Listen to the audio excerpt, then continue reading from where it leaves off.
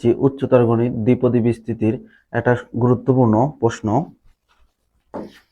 সেটা হলো দেখো আমাদের আসে এক্স বর্জিত পদের মান নির্ণয়।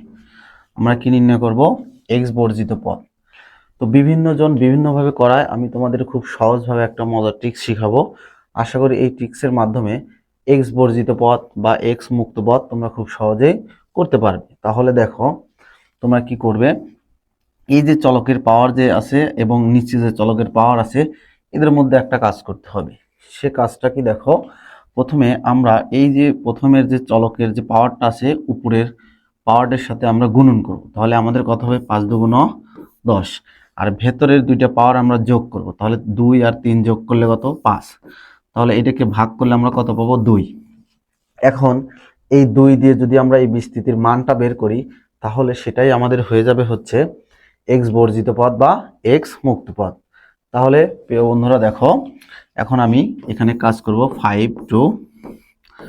আর দেখো এখানে আমাদের প্রথম চলকের সহগ আছে 1 1, লেখাও যে কথা, না লেখাও সে কথা, তারপর আমি তোমাদের বোঝার ক্ষেত্রে লিখছি।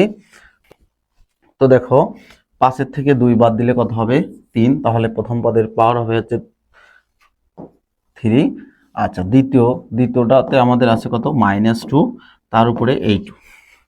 তাহলে আমরা জানি যে অনের উপরে যদি পৃথিবী তুলে দেওয়া যায় তাহলে তার মান কত? 1। আচ্ছা 1 আর 5 2। এখন 5 2 মানে কত? দেখো 5 2 মানে হচ্ছে কত আসে? তাহলে আমাদের 2 10 কত আসতেছে? 10। এগুলো তোমরা ক্যালকুলেটরে খুব সহজে করবে।